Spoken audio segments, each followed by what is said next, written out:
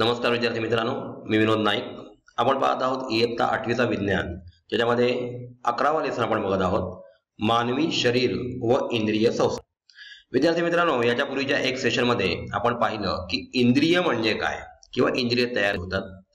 इंद्रिय संस्था म्हणजे एकमेकातील इंद्रिय गुंफून ज्याच्यामधून इंद्रिय संस्था तयार होतात आणि या संस्था तयार झाल्यानंतर त्याच्यामध्ये प्राण्याची बॉडी, आपण जर मानवी शरीराचा विचार केला तर आपली बॉडी तयार होते, कारण आपण बहुपेशीय आहोत. तर याच्याविषयी आपण पहिल्या सेशनमध्ये जाणून घेतलं. त्याच्यामध्ये आपण पाहतोय की श्वसन कशा प्रकारे होतं, म्हणजे बाह्य श्वसन म्हणजे काय, किंवा बाह्य श्वसन होत असताना ऑक्सिजन आतमध्ये घेतला जाऊन कार्बन डायऑक्साईड बाहेर फेकला जातो, परंतु हा कार्बन डायऑक्साईड तयार कसा होतो तर त्या सेलच्या प्रोसेसमध्ये तयार होतो. त्याला पेशी श्वसन असं म्हणतात.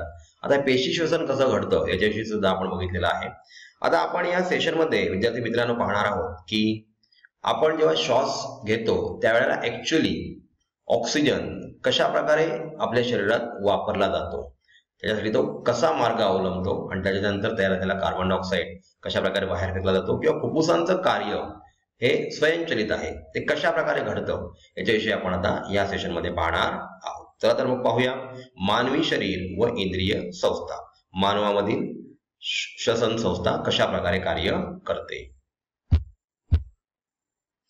इथे पहा विद्यार्थी मित्रांनो, स्क्रीनवर आपल्याला मानवी श्वसन संस्था दिसत आहे.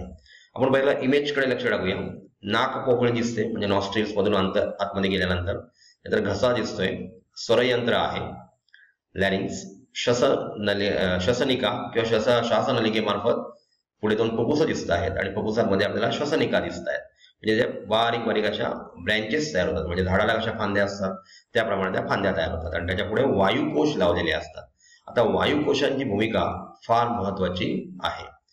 इथे पहा, नाक म्हणजे श्वसन क्रियेची व श्वसन संस्थेची सुरुवात नाकापासून होते. आपल्याला माहित आहे नाकावाटे आपण श्वास घेतो आणि उच्छ्वास सुद्धा बाहेर फेकतो, म्हणजेच याचा अर्थ नॉस्ट्रिल्स, नोज हे सर्वात महत्वाचं अंग आहे.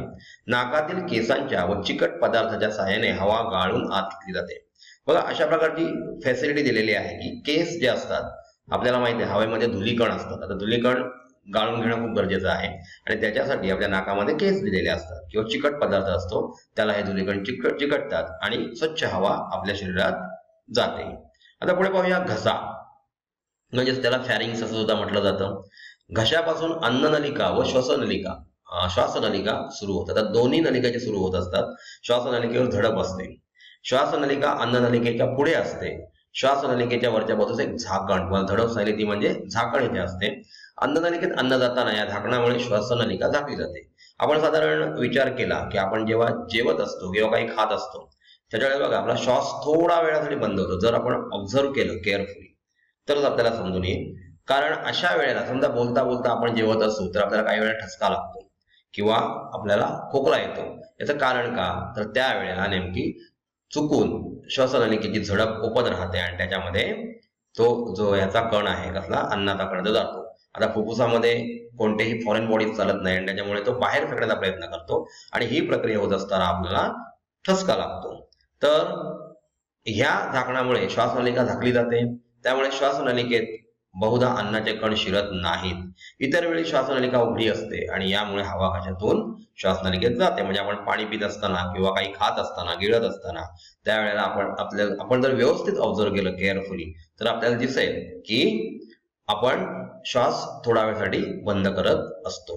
तुम्हाला माहितीच आहे की श्वासनाचा जो श्वास घेणं किंवा उच्छ्वास टाकणं हा एक ऑटोमॅटिक चालणारा मेकॅनिझम आहे. आता बघा आपण श्वासनलिका.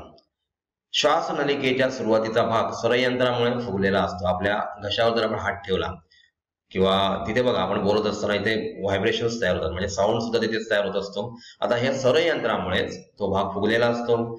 छातीमध्ये श्वासनलिकेला दोन फाटे फुटतात. एक फाटा उजव्या फुफ्फुसाकडे व दुसरा डाव्या फुफ्फुसाकडे जातो. श्वासनलिका म्हणजे तिथून ट्रकी असं त्याला म्हटलं जातं. दोन फुफ्फुसांमध्ये, छातीच्या पिंजऱ्यामध्ये दोनकडे दोन फुफ्फुस असतात आणि त्या दोन भागामध्ये या श्वासनलिका जात असतात. फुफ्फुसे बघा, छातीच्या पोकळीत हृदयाच्या डाव्या व उजव्या बाजूस एक एक फुफ्फुस असते.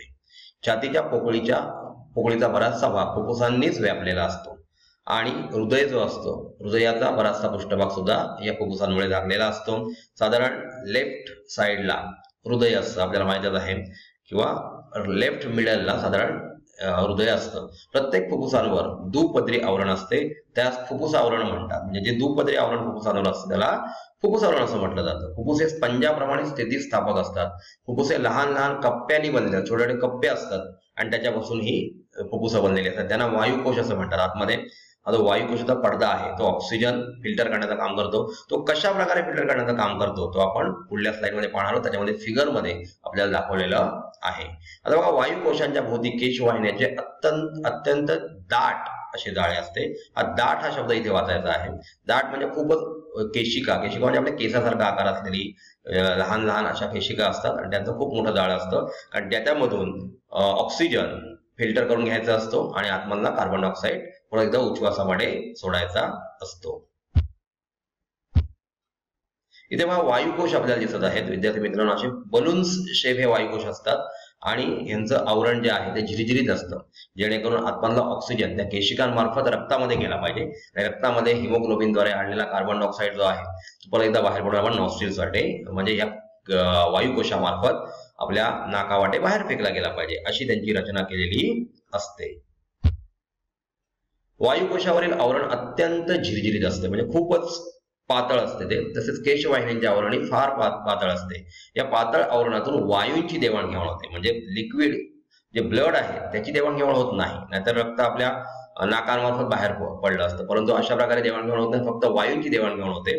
फुफ्फुसात असंख्य वायुकोश असल्यामुळे वायूंच्या देवघेवीसाठी फार विस्तृत पृष्ठभाग उपलब्ध होतो. म्हणजे बरेचसे छोटे छोटे पृष्ठभाग असतात आणि त्यामुळे त्याचा पृष्ठभाग वाढतो. म्हणजे जसं बघा, आपण चहा जेव्हा कप मध्ये असतो गरम असतो, परंतु आपण बशीमध्ये टाकल्यावर त्याचा पृष्ठभाग वाढतो, त्याचं बाष्पीभवन जास्त होतं. आणि त्याच्याप्रमाणेच हे वायुकोश जे असतात ते फार लहान लहान असतात आणि त्याच्यामुळे मोठा सरफेस एरिया वायूच्या विसरणासाठी इथे आपल्याला मिळत असतो. इथे पहा विद्यार्थी मित्रांनो, हवेचा प्रवाह आत आणि बाहेर कशा प्रकारे येतो. त्याच्याभोवती केशिकांचं जाळं आहे, म्हणजे एक केशिका आपल्याला दिसत आहे. केशिकेमध्ये वहन केलं जातं. रक्तातील तांबड्या पेशी आहेत जे ऑक्सिजनचं वहन करतात आणि त्याचप्रमाणे डिऑक्सिजनेटेड कार्बन डायऑक्साईड सुद्धा, म्हणजे डिऑक्सिजनेटेड ब्लड म्हणजेच काय, त्यामध्ये कार्बन डायऑक्साईड असतो, तो वायुकोशामध्ये सोडला जातो आणि ती हवा बाहेर फेकली जाते. त्याच्यामध्ये कार्बन डायऑक्साईडचं प्रमाण जास्त असतं. इथे बघा, फुफ्फुसांमध्ये होणारी वायूंची देवघेव. तर फुफ्फुसांतील वायुकोशांभोवती रक्त वाहत असताना वायूंची सतत देवघेव चालू असते.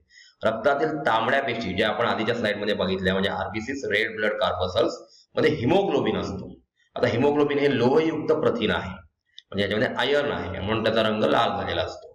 वायुकोशात आलेल्या हवेतील ऑक्सिजन हिमोग्लोबिन शोषून घेतो आणि त्याच वेळी कार्बन डायऑक्साईड व जलबाष्प रक्तातून वायुकोशात जातात व तेथील हवेत मिसळतात आणि ऑक्सिजन रक्तात घेतला जातो आणि तो तिथून पेशींपर्यंत रक्ताद्वारेच पाठवला जातो. कारण रक्त हा एक फ्लुइड आहे, हा द्रव पदार्थ आहे आणि त्याच्यामुळे हा पूर्ण आपल्या केसापासून पायाच्या टाचेपर्यंत किंवा पायाच्या नखापर्यंत तो वाहत असतो आणि त्याच्यामध्ये ऑक्सिजनचा सप्लाय सुद्धा होत असतो. आता पहा, श्वासपटल डायफ्राम ही जी रचना आहे ती फार महत्वाची आहे, कारण ह्याच्यामुळे ऑटोमॅटिक श्वास आतमध्ये घेतला जातो आणि उच्छ्वास बाहेर फेकला जातो. आता बघा, बरगड्यांनी बनलेल्या छातीच्या पिंजऱ्याच्या तळाशी एक स्नायूचा पडदा असतो. या पडद्याला श्वासपटल म्हणतात, म्हणजे हा डायफ्राम आहे. श्वासपटल हे उदर पोकळी म्हणजे आपलं पोट जे आहे आणि छातीची पोकळी म्हणजे उरो पोकळी त्याला म्हटलं जातं, यांच्या दरम्यान असतो. बरगड्या किंचित वर उचलल्या जाणे आणि श्वासपटल खाली येणे या दोन्ही क्रिया एकदम घडल्याने फुफ्फुसांवरील दाब कमी होतो. म्हणजे बरगड्या किंचित वर उचलल्या जातात, फुफ्फुसामध्ये आहेत ते बलून सारखे आहेत आणि श्वासपटल खाली गेल्यामुळे त्याच्यावरचा प्रेशर थोडा कमी होतो. त्यामुळे बाहेरील हवा नाकावाटे फुफ्फुसात जाते, म्हणजे कुठेतरी पोकळी निर्माण झाली आणि ही पोकळी निर्माण झाल्यामुळे हवा आतमध्ये शिरते. हवेचा हा गुणधर्म आहे, जिथे कुठे पोकळी निर्माण होईल तिथे ती भरभर आतमध्ये शिरते. बरगड्या मूळ जागी परत आल्या आणि श्वासपटल पुन्हा वर उचलले गेले की ह्या वेळेला काय होणार होता, फुफ्फुसावर दाब पडेल आणि फुफ्फुसावर दाब पडली की ऑटोमॅटिक हवा बाहेर फेकली जाणार. त्यातील हवा नाकावाटे बाहेर ढकलली जाते. श्वासपटल सतत वर आणि खाली होण्याची हालचाल श्वासोच्छ्वास घडवण्यासाठी गरजेची असते. विद्यार्थी मित्रांनो, हे स्वयंचलित चालणारे यंत्र आहे आणि त्याच्यामुळे आपल्याला थांबून तो श्वास घ्यावा लागत नाही. आता मी तुम्हाला इथे एक लेक्चर देत आहे, त्या लेक्चर मध्ये सुद्धा माझा श्वासोच्छ्वास चालू आहे आणि तुम्ही ऐकत आहात आणि त्यावेळेस सुद्धा तुमचा श्वासोच्छ्वास चालू आहे, परंतु ही क्रिया ह्या डायफ्राम मुळे ऑटोमॅटिक होत असते. आता पहा, श्वसनक्रिया होताना छातीच्या पिंजऱ्याच्या खालील भागात होणाऱ्या हालचालींचे निरीक्षण आपण करत असतो. ऍक्च्युअली आपलं पोट उचललं जात आहे असं आपल्याला कळतं. म्हणजे आपण एखाद्या व्यक्ती जिवंत आहे किंवा नाही हे बघण्यासाठी त्याच्या पोटाकडे लक्ष देतो, कारण पोट वर खाली होत असतो. डायफ्राम जेव्हा खाली दाबला जातो तेव्हा पोटातील स्टमक वगैरे थोडं वर उचललं जातं, म्हणजे पोटाची हालचाल होताना दिसत असते. परंतु ऍक्च्युअली हालचाल त्या डायफ्रामची होत असते, जो उदर पोकळी आणि उरो पोकळी म्हणजे छातीचा पिंजरा यांना सेपरेट करत असतो. आता याच्या पुढील महत्वाची गोष्ट म्हणजे रक्ताभिसरण म्हणजे काय, म्हणजेच ब्लड सर्क्युलेशन विषयी आपण जाणून घेणार आहोत. त्याचप्रमाणे रक्ताभिसरण संस्थेमध्ये कोणकोणत्या इंद्रियांचा समावेश होतो. विद्यार्थी मित्रांनो, आपल्याला माहित आहे हार्ट हा आपला सर्वात महत्वाचा अवयव आहे, ज्याच्यापासून रक्ताभिसरण होत असतं. ऑक्सिजनेटेड ब्लड हृदयाकडून इतर अवयवांकडे फेकलं जातं आर्टरीज मार्फत, आणि व्हेन्स मार्फत शिरांमार्फत ते परत एकदा आपल्या हृदयामध्ये येत असतं, ज्याच्यामध्ये ऑक्सिजन नसतो, कार्बन डायऑक्साईडचं प्रमाण जास्त असतं, म्हणजे डिऑक्सिजनेटेड ब्लड येत असतं. ह्या गोष्टीला रक्ताभिसरण असं म्हणतात. आणि ह्याच्यामध्ये आपल्याला माहितच आहे की हृदय, त्याच्यानंतर फुफ्फुस, रक्तकेशिका, व्हेन्स, आर्टरीज म्हणजे नीला किंवा शिरा यांचं सर्वात महत्वाचं कार्य चालतं. तर विद्यार्थी मित्रांनो, आपण ह्या सेशन मध्ये पर्टिक्युलरली आपला श्वास कसा चालतो, श्वासामधून ऑक्सिजन कसा घेतला जातो किंवा कार्बन डायऑक्साईड कसा बाहेर फेकला जातो, डायफ्रामचं नक्की काम आपल्या शरीरामध्ये काय आहे, जो पडदा आहे, जो उरो पोकळी म्हणजे छातीचा पिंजरा आणि आपलं पोट जे आहे उदर यांना वेगळं करतो, त्याचं कार्य कशा प्रकारे चालतं याच्याशी डिटेलमध्ये बघितलं. आता पुढील येणाऱ्या सेशन मध्ये विद्यार्थी मित्रांनो आपण पाहणार आहोत की कशा प्रकारे रक्ताभिसरण संस्था कार्य करत असतात. विद्यार्थी मित्रांनो, एएस विद्यालय म्हणजे एनी टाइम एनीवेअर स्कूल हे एक असं ऑनलाईन कोचिंग ऍप आहे ज्याच्या मार्फत आपण 6वी ते 10वी पर्यंतचा अभ्यास अगदी घरबसल्या करू शकता. आपल्याला आमच्या तज्ञ शिक्षकांचं मार्गदर्शन मिळू शकतं, जेणेकरून आपल्या काही क्वेरीज असतील त्यांचं सोल्युशन आम्ही आपल्याला देत असतो आणि आपल्याला एक्झामसाठी प्रिपेअर करत असतो.